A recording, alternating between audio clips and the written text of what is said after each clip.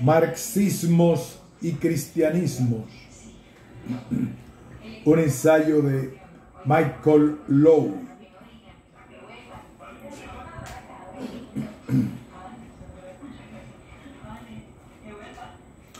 Los primeros socialistas de la Europa del siglo XIX, ya fuesen Saint-Simon y sus seguidores, Cabet y los comunistas franceses, Wilhelm Weytling, el fundador de la Liga de los Justos, Alemania, eran creyentes y reivindicaban la herencia cristiana.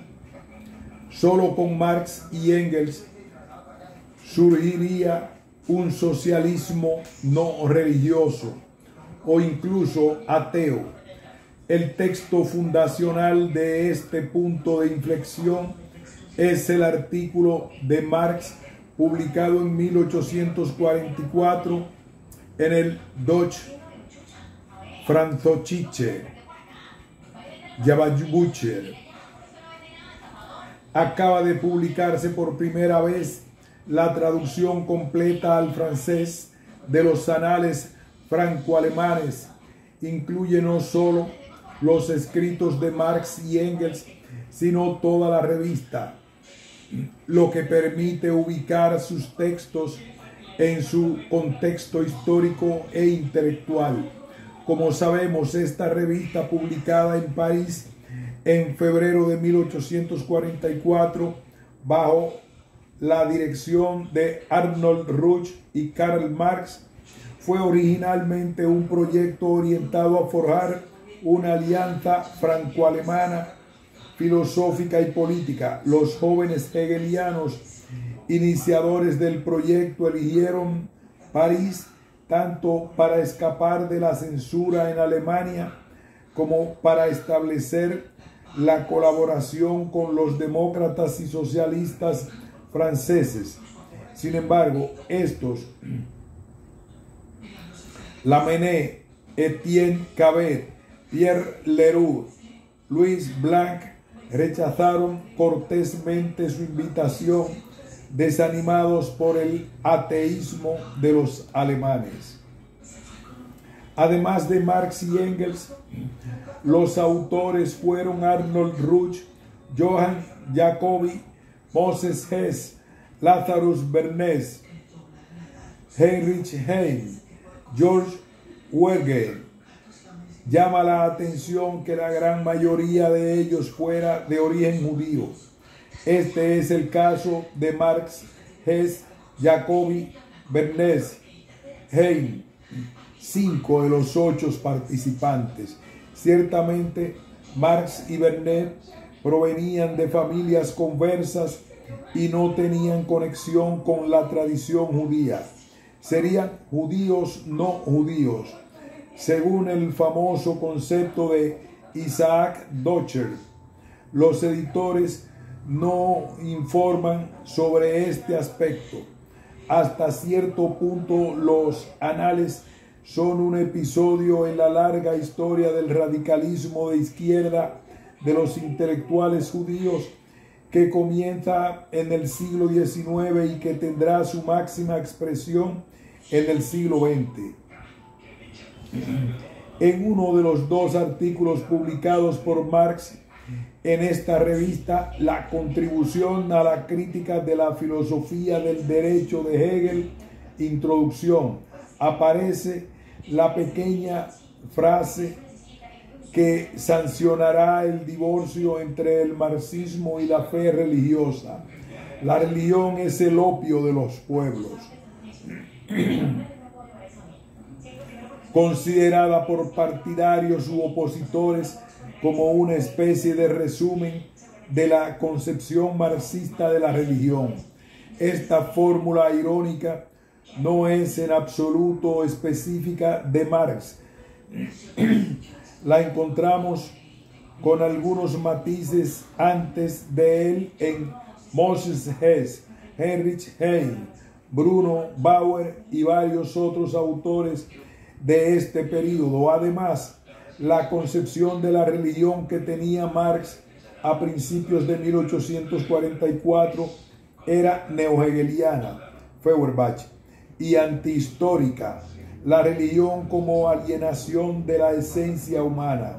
Fue solo más tarde, a partir de la ideología alemana, 1846, que surge un análisis propiamente marxista de la religión como una de las formas de ideología para ser puesta en relación con las clases sociales y las condiciones históricas.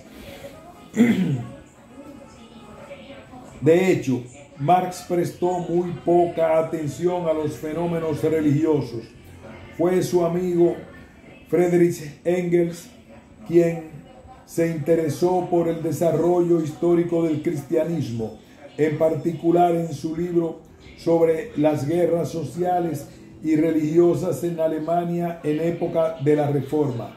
La pequeña obra de Nikos Foufas es el primer análisis en francés de este texto clásico de Friedrich Engels, Las guerras de los campesinos en Alemania, 1850. Se trata de una serie de artículos publicados por Engels en la Nueva Gaceta Renana, revista económica política editada por los dos amigos en Londres, donde se refugiaron tras la derrota de la Revolución de 1848-49 en Alemania. Nikos Foufas destaca con razón la novedad radical de este texto, que de hecho es el primero y uno de los más exitosos a la hora de aplicar el materialismo histórico a un acontecimiento del pasado, el levantamiento campesino 1524-25 en el Sacro Imperio Romano Germánico.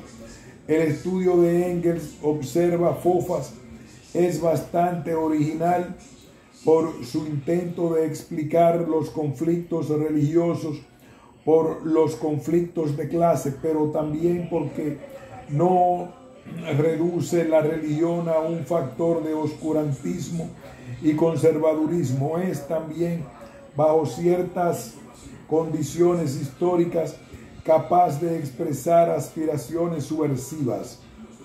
Este fue el caso de varios movimientos heréticos de la Edad Media y en particular de la revuelta campesina del siglo XVI, donde la fe religiosa en la forma de la teología revolucionaria del predicador anabaptista Thomas Münther jugará un papel determinante. Si Engels consideró necesario escribir sobre este hecho en el contexto de los años 1848-1850, es porque fue el levantamiento revolucionario más importante de la historia de Alemania.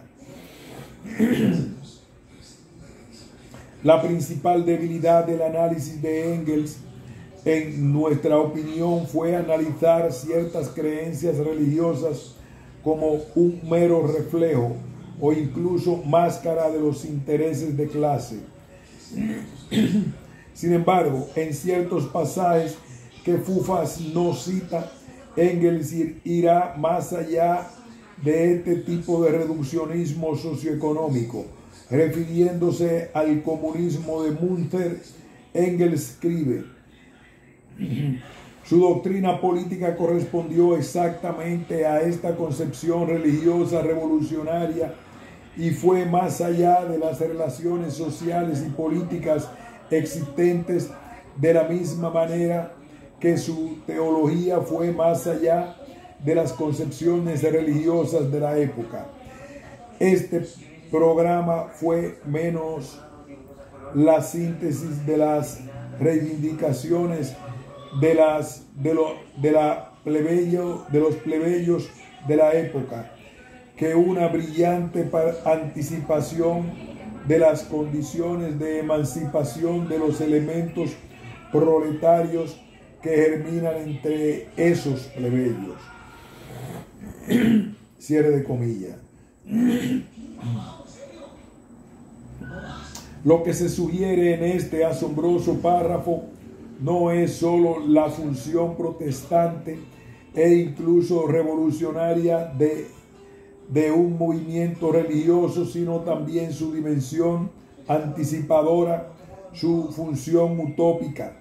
Estamos aquí en las antípodas de las teorías del reflejo, lejos de ser la simple expresión de las condiciones existentes.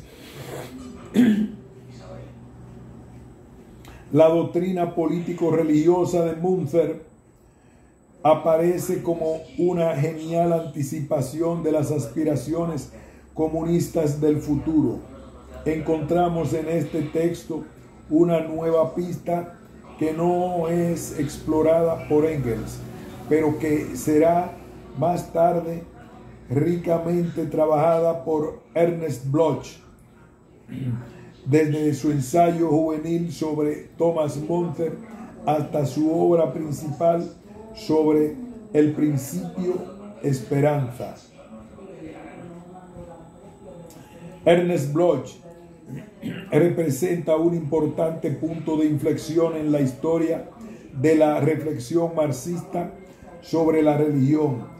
Es el primero que tiene como objetivo no tanto la crítica de la alienación religiosa, aunque esta dimensión no esté ausente en sus escritos, como el rescate del excedente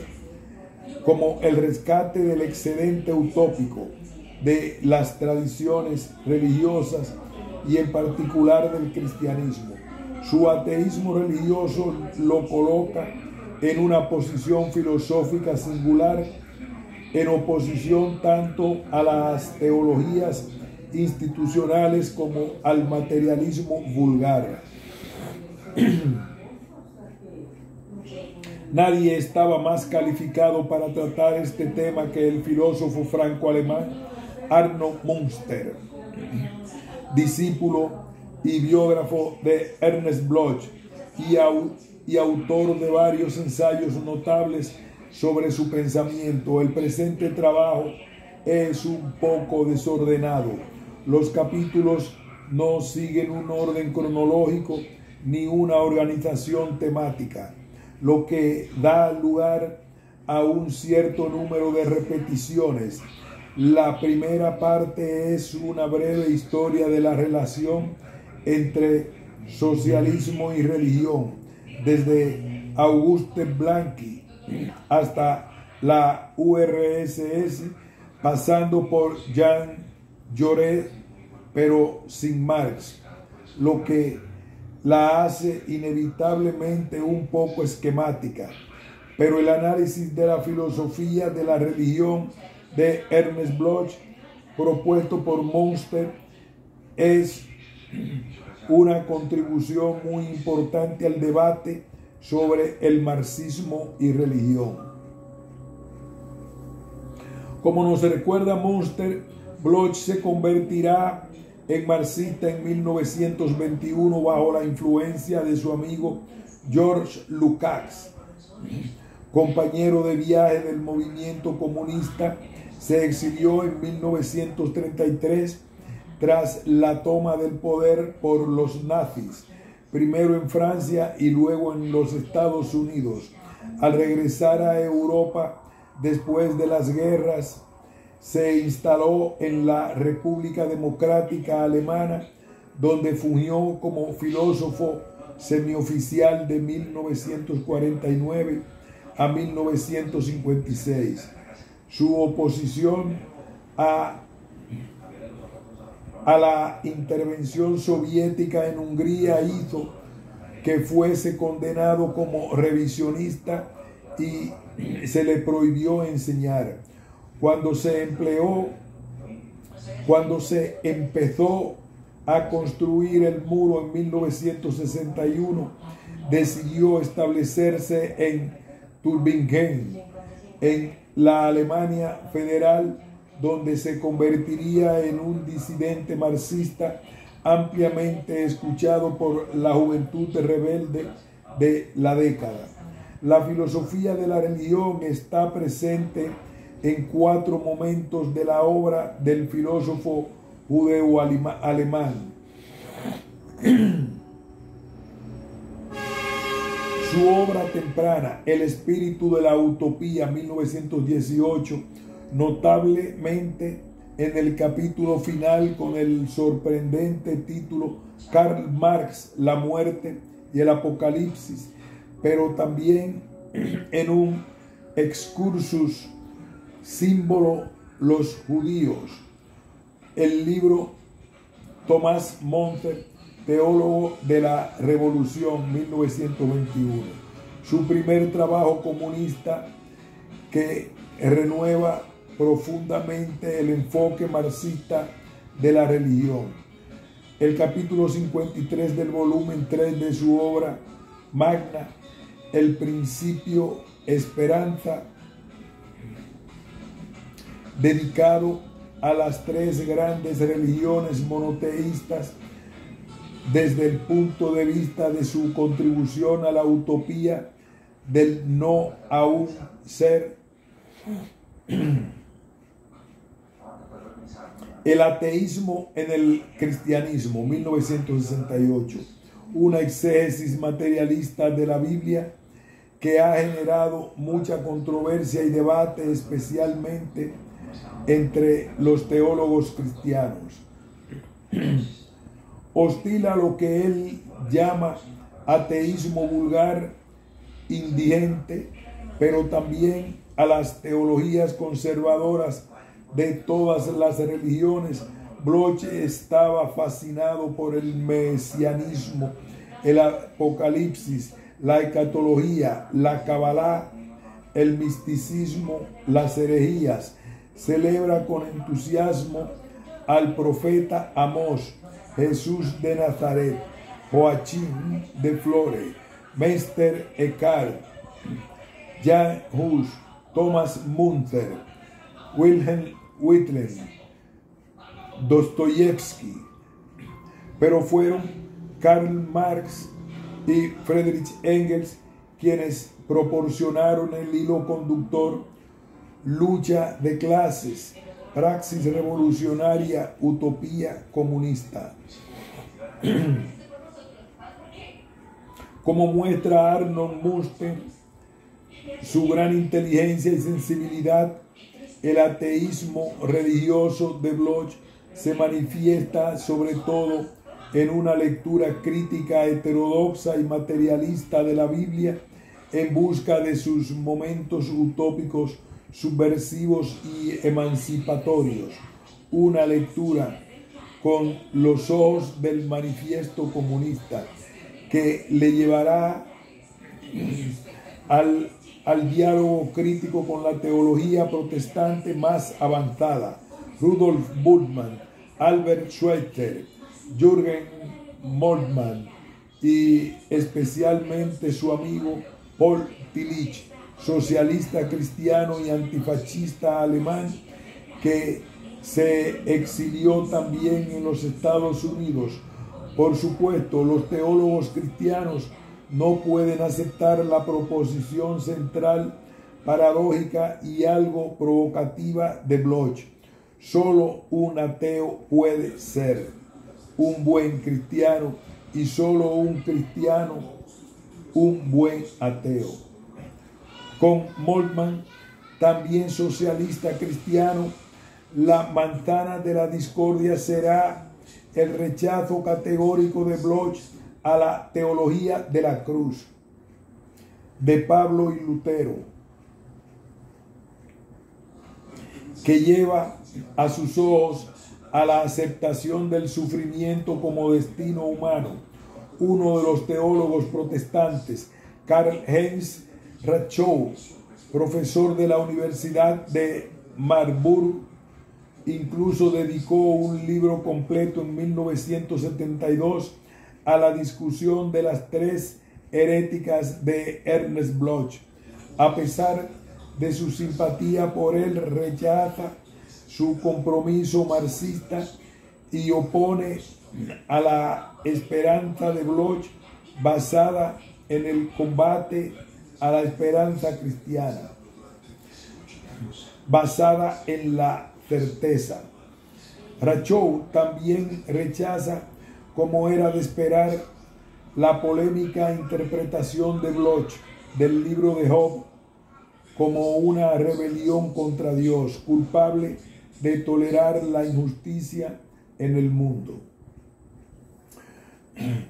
En última instancia, la recepción más favorable de Bloch será la de los teólogos de la liberación latinoamericanos, en particular Gustavo Gutiérrez.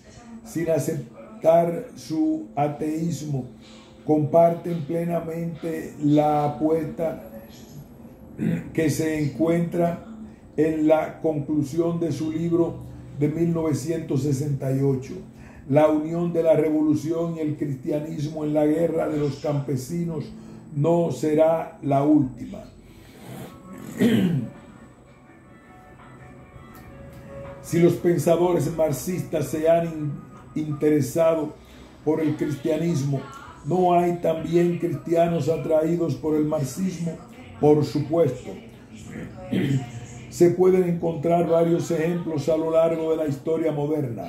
Un libro reciente publicado en los Estados Unidos relata un caso bastante sorprendente. Una joven católica, Grace Carlson, 1906-1992, que se convirtió al marxismo, convirtiéndose en una de las principales dirigentes del Socialist Workers Party, Partido Socialista Obrero, organización trotskista asociada a la Cuarta Internacional. El libro de Donna T. Harvey Stake es una biografía bien documentada de este inusual viaje espiritual y político. Nacida en una familia católica de clase trabajadora de origen irlandés, criada por las hermanas de San José, la joven Grace Holmes estará interesada en la condición de la clase trabajadora, pero desde la perspectiva Rerum Novarum y la doctrina social de la Iglesia. Estudiante de la Universidad de Minnesota, se movilizará junto con su esposo Gilbert Carlson y su hermana Dorothy en apoyo de una gran huelga obrera en Minneapolis en 1934, que fue liderada bastante excepcional en ese momento por militantes trotskistas. Los tres empezaron a asistir a encuentros políticos que no consideraron incompatibles con su fe religiosa. Podían ir a misa y a un encuentro socialista el mismo domingo. En los años siguientes, las dos hermanas se irían acercando cada vez más a los trotskistas y en 1936 se suman a la corriente comunista disidente que va a fundar en 1937 el Social Workers Party, que reclama a Marx, Lenin y Trotsky. Alrededor de 1938, Grace deja de ser católica practicante, lo que provocará su separación, pero no el divorcio de su esposo Gilbert Carlson. ¿Cuáles son las razones de lo que el autor llama la conversión? Sugiere una hipótesis interesante: la afinidad efectiva, en el sentido weberiano del término, entre la conciencia católica de Grace de la clase trabajadora y el socialismo de clase trabajadora del SOP. Pero esta intuición no se desarrolla en el libro. En los años siguientes, Grace se convertiría en la única mujer en el Comité Nacional. La dirección del SOP 1942, después de haber pasado un año en prisión 1945, acusada de querer derrocar el gobierno de los Estados Unidos por la fuerza. En 1948 fue candidata a la vicepresidencia de los Estados Unidos por el SOP y candidato presidencial. Fue uno de los líderes de la huelga de 1934, Farrell Dobbs. Sin embargo, en 1952 se producirá una segunda conversión. Grace Carlson decide dejar el partido y volver a la Iglesia Católica, lo que la lleva a reconciliarse con su marido, todavía católico, Gilbert Carlson, pero a romper con su hermana Dorothy, quien permaneció en el partido con su amante Ray Dunet y con sus muchos amigos socialistas con quienes había formado una red de sonoridad. James P. Cannon, el fundador y principal líder del SOP, quien se había convertido en un amigo personal, trató de explicarle a Grace que la Iglesia Católica era la fuerza más reaccionaria y oscurantista del mundo entero, pero sin mucho éxito.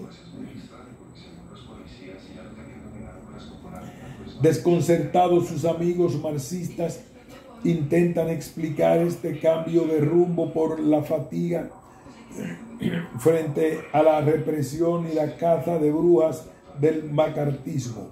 Pero para Grace se trata de otra cosa, un punto de inflexión espiritual, una necesidad de Dios. He cambiado, dice, mi actitud religiosa, no mi política. He seguido siendo marxista y a mi manera será recogida por las hermanas de San José y enseñará en una escuela de enfermería en el Hospital St. Mary's, no sin cooperar con Slant Point of View, un grupo de marxistas cristianos de Inglaterra, y denunciar la guerra de Vietnam. Es, en el caso de Grace Carlson, un viaje singular y personal, lo que encontraremos una generación después. En América Latina fue de otra dimensión, todo un movimiento social, especialmente entre la juventud católica, se apropiará de ciertos conceptos marxistas y formulará una nueva visión cristiano-socialista.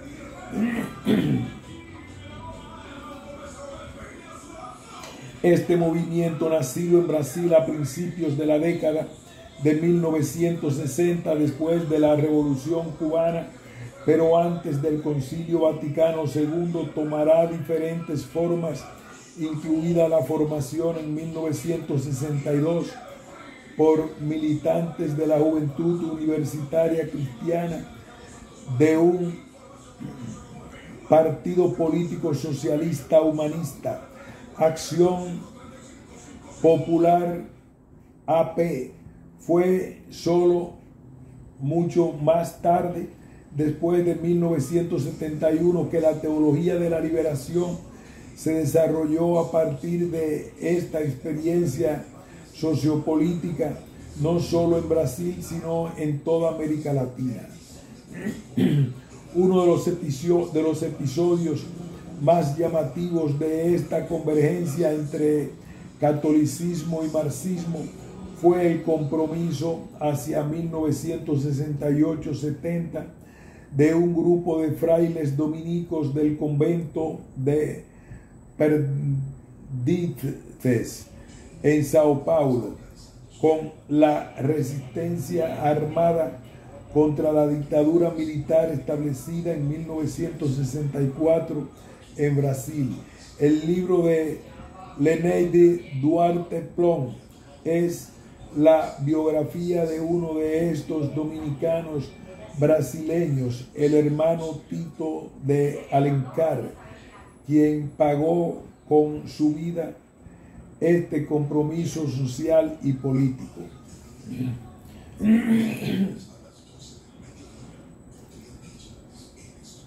Militante de la Juventud Estudiantil Cristiana, ingresó en la Orden de los Dominicos en 1966. Tito compartió con sus hermanos del convento de Sao Paulo la admiración por el Che Guevara y Camilo Torres y el deseo de asociar a Cristo y Marx con la lucha por la liberación del pueblo brasileño.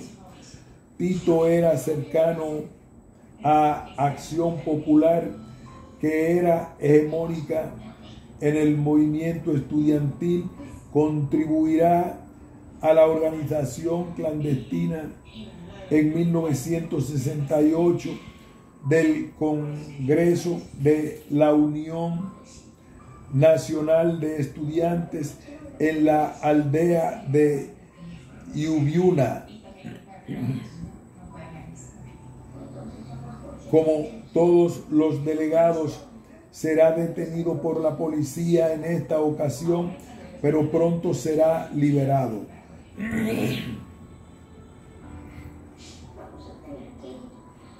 Tras el endurecimiento de la dictadura militar de 1968 y la imposibilidad de cualquier protesta legal, el ala más radical de la oposición a la dictadura tomó las armas. La principal organización de la lucha armada contra el régimen fue la Acción de Liberación Nacional, ALN, fundada por un líder comunista disidente, Carlos Marighella.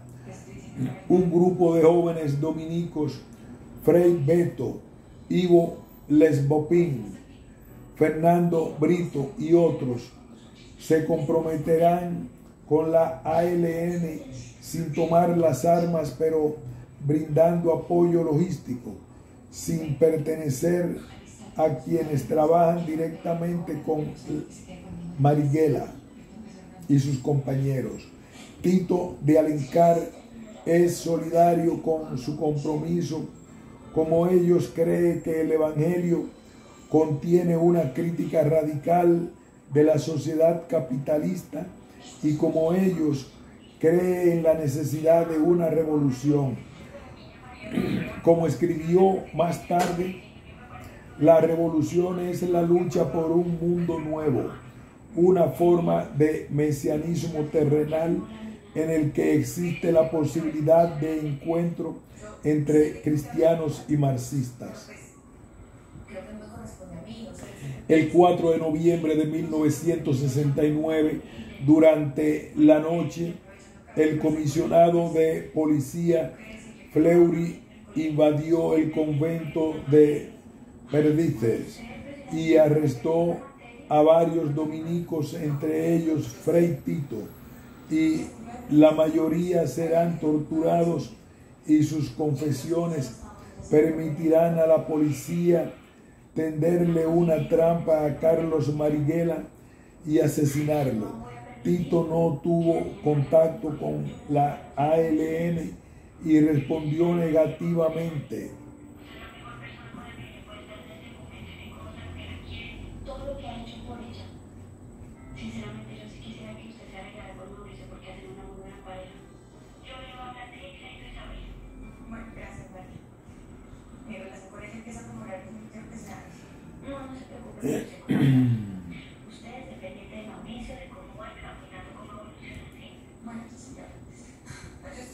Para escapar de sus torturadores, el 4 de noviembre de 1969, durante la noche, el comisionado de la policía Fleury invadió el convento de Perdices y arrestó a varios dominicos, entre ellos Frei Tito. La mayoría serán torturados y sus confesiones permitirán a la policía tenderle una trampa a Carlos Marighella y asesinarlo. Tito no tuvo contacto con la ALN y respondió negativamente a todas las preguntas. Fue sometido 2 veces a torturas, descargas eléctricas, a fines de 1969 y principios de 1970, primero por Fleury y luego en las instalaciones del Servicio de Inteligencia del Ejército, designado por los militares como la sucursal del infierno. Para escapar de sus torturadores, intenta suicidarse con una cuchilla de afeitar. Internado en el hospital militar, recibió la visita del cardenal de Sao Paulo, de D'Angelo Rossi, figura conservadora que se solidariza con los militares y se niega a denunciar las torturas a los dominicos. Finalmente es enviado a una prisión ordinaria, donde Tito describe un relato de sus sufrimientos que será publicado por la revista estadounidense Look y distribuida en Brasil por activistas de la resistencia con considerable impacto. El Papa Paulo VI termina condenando un gran país que aplica métodos de interrogatorio inhumanos y reemplaza a De Rossi por Paulo Evaristo Arnes, nuevo cardenal de Sao Paulo, conocido por su compromiso con la defensa de los derechos humanos y contra la tortura. Unos meses después, los revolucionarios secuestran al embajador suizo y lo cambian por la liberación de 70 presos políticos, entre ellos Tito de Alencar. El joven dominico duda en aceptar, tan ajena le resulta la idea de Tito de salir de su país. Los 70 serán expulsados del país y no podrán regresar. Tras una breve estancia en Chile, Fray Tito se instaló con los dominicos del convento Saint-Jacques de París. El exilio es para él un gran sufrimiento. Es muy duro vivir lejos de su país y de la lucha revolucionaria. Debemos soportar el exilio como soportamos la tortura.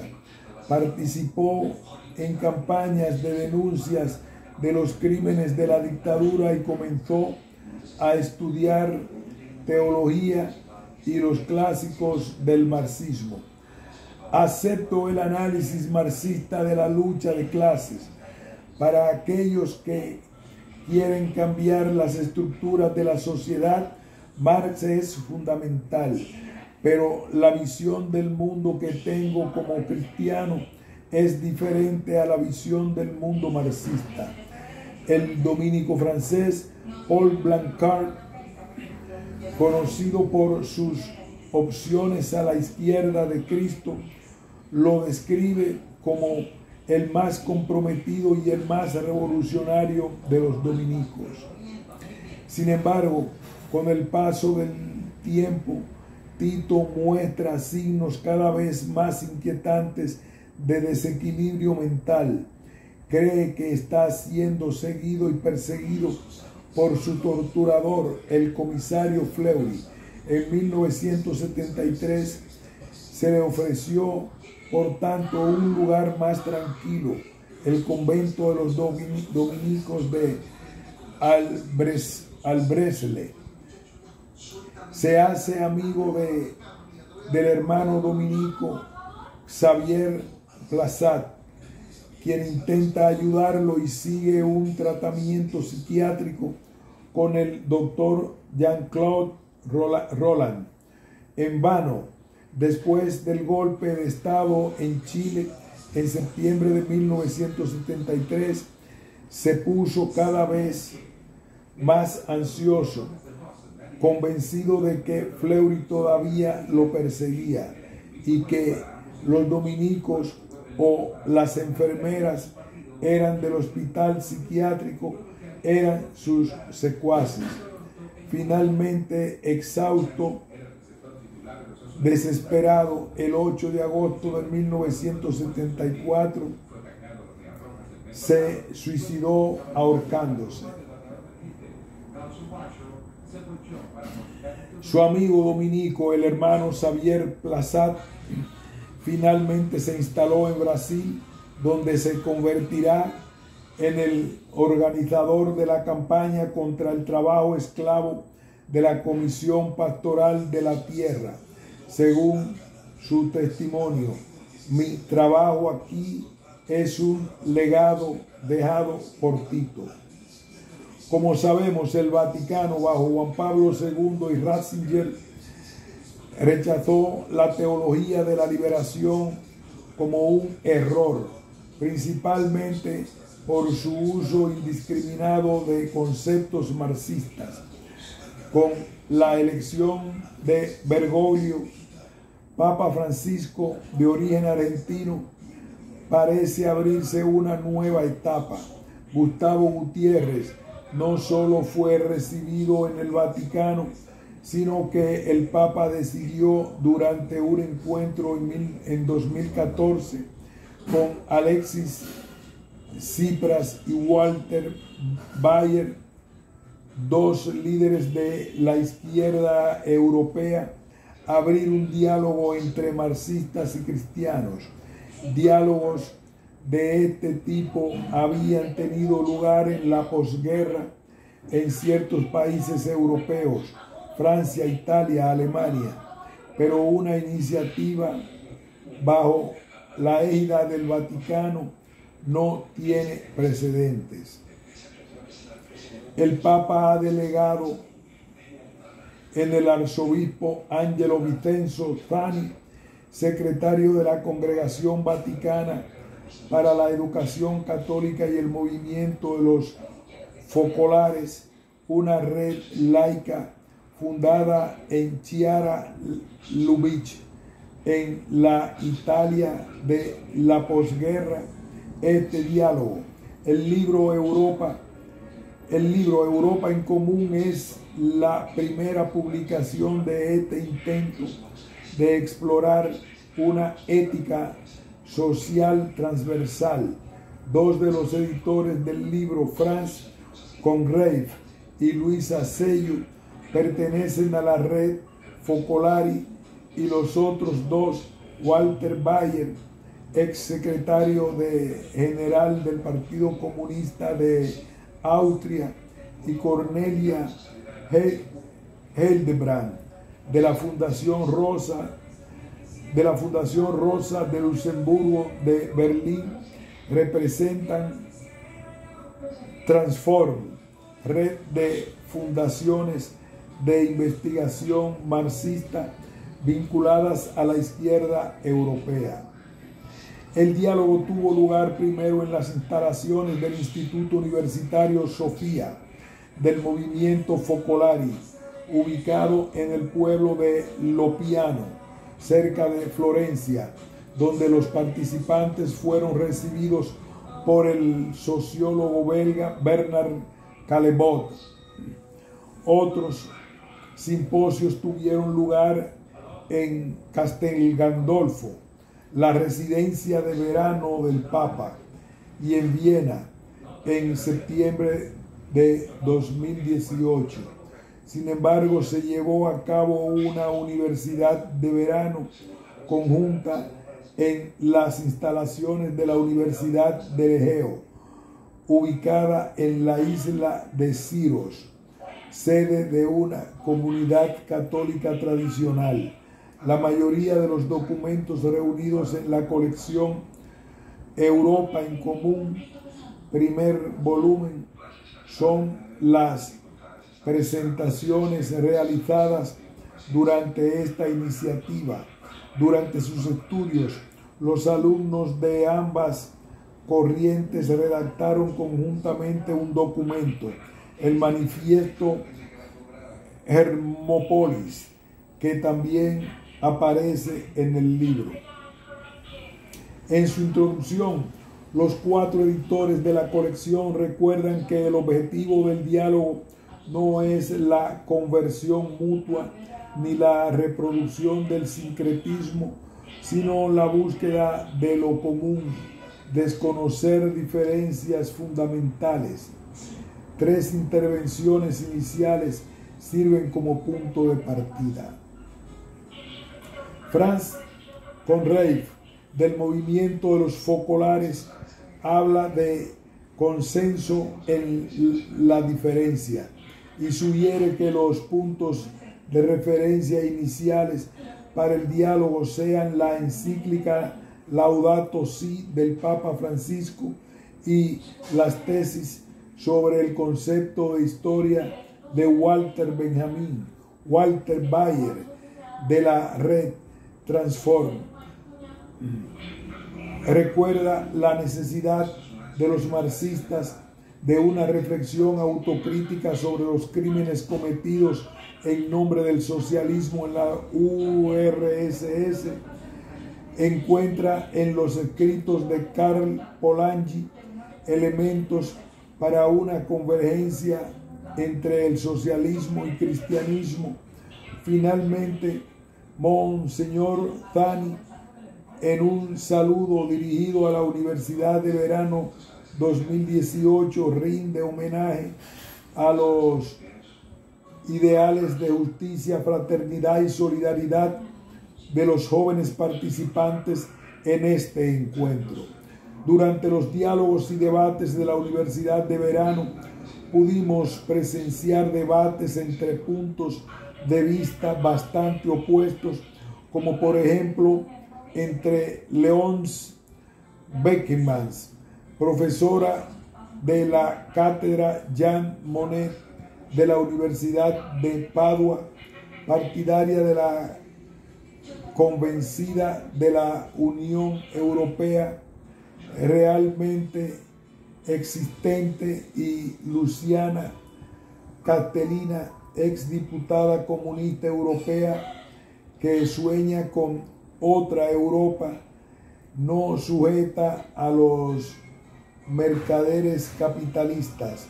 Sin embargo, los interlocutores de las dos partes lograron redactar un documento común, como fue el caso de Cornelia Hildebrand y Paul Todt, profesor del Instituto Universitario de Sofía, sobre una estrategia no violenta en el mundo plural.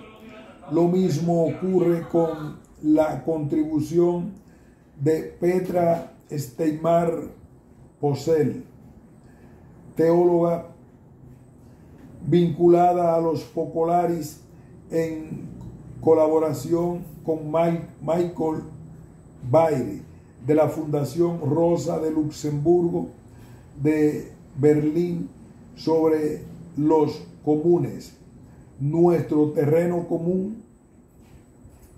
Europa como común también contiene contribuciones de Piero Coda, rector del Instituto Universitario de Sofía, de Bernard Calbot, sociólogo de la misma institución, de Spiros Siropoulos, profesor de la Universidad del Mar Egeo, de Alberto Lopresti, de la Universidad Católica Lunza de Roma, de José Manuel Pureza, profesor de la Universidad de Coimbra y miembro del bloque de izquierda en el Parlamento portugués, de la teóloga musulmana Adnane Mokrani, un llamamiento a favor de un Estado laico como